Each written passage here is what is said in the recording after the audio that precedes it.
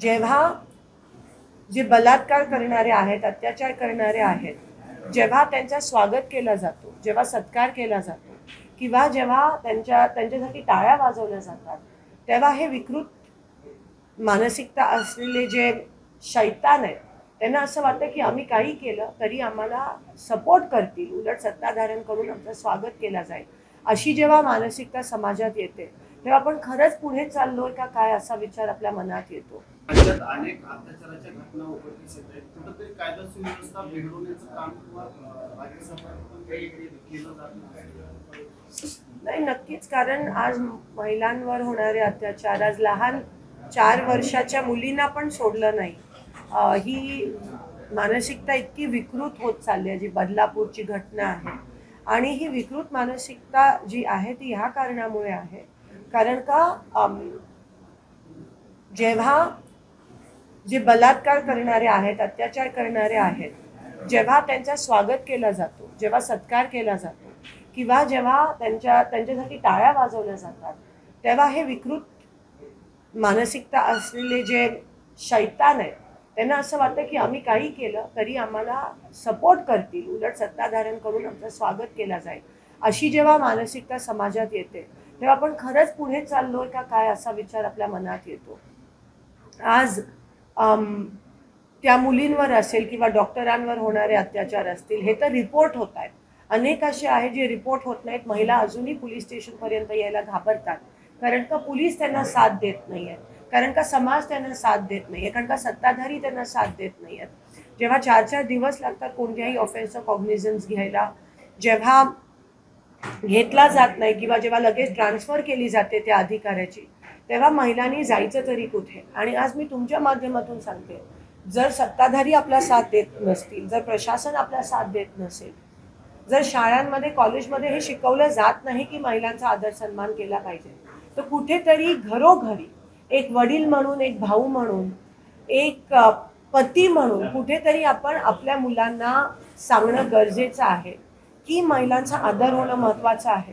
जर प्रत्येक घरोघरी हे झालं तर मला खात्री आहे की महाराष्ट्रात काय देशात महिलांच्यावर होणारे अत्याचार थांबतील. आज बेटी बचाव बेटी पढाव आहे, पण बेटा पढाव आणि बेटी बचाव हे महत्त्वाचं आहे. आणि पढाव म्हणजे फक्त शिक्षण नाही, पण घरोघरी देणारी त्याच्यावर जे संस्कार दिले जातात, त्याच्यावर जे अपब्रिंगिंग असतं ते महत्त्वाचं असतं की महिलांचा, मुलीचा आदर कर, तिच्याकडे पण आदराने बघ, तिच्याकडे बघण्याचा दृष्टिकोन हा कोणत्याही वेगळा नसायला पाहिजे. जर हे घरोघरी सांगितलं तर नक्की मला असं वाटतं हा फरक पडेल. मुलींनी काय घालावं, मुलींनी कशी वागणूक करावी, ह्यापेक्षा मुलींनी सेल्फ डिफेन्स करावं हे मुलांनी केलं पाहिजे. मुलांनी जर वागणूक आम्हाला चांगली दिली तर मुलींना हे करण्याची गरज नाही. हा पुरोगामी महाराष्ट्र हा सावित्रींचा आहे, अहिल्याबाईंचा आहे, रमाईचा आहे, जिजाऊंचा महाराष्ट्र. आणि इथे जर मुली सुरक्षित नसतील, आपल्या देशाने पहिल्या महिला पंतप्रधान इंदिरा गांधीजींच्या स्वरूपात दिल्या, आणि आज जर आपल्या देशात ही विकृत मानसिकता सत्ताधाऱ्यांमुळे होत असेल तरी शोकांतिक आहे. आता आपण हातात घेतलं पाहिजे, समाजाने आता हातात घेऊन क्रांती घडवली पाहिजे, ह्या मताची मी आहे. कारण का प्रशासन आणि शासन महिलांना आणि आपल्याला साथ देत नाही आहे. कायदे कितीही कठोर केले तरी ते फक्त कागदोपत्री ब्लॅक अँड व्हाईट राहतील जोपर्यंत ती क्राईम रिपोर्ट होत नाही.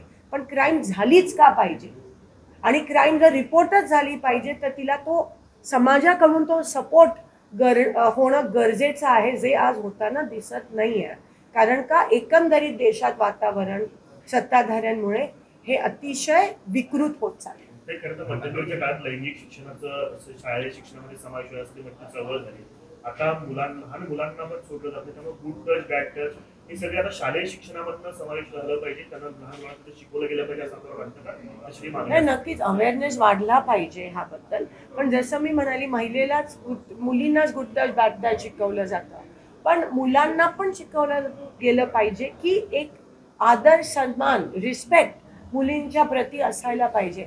हे घरात शिकवलं जाऊ शकतं, हे शाळेत अनफॉर्च्युनेटली शिकवलं नाही जाऊ शकत. आज शिक्षक शिक्षिका असतील, निकाल कार्यक्रमावरती त्यांना पण मी विनंती करते की चौकटीच्या बाहेर जाऊन हे जर तुम्ही मुलांना सांगू शकता शाळेत तर खूप फरक पडू शकतो. आणि मला खात्री आहे की ही जी संख्या आहे, जे पर्सेंटेज वाढत चाललं अत्याचाराचं, ते 100% कमी.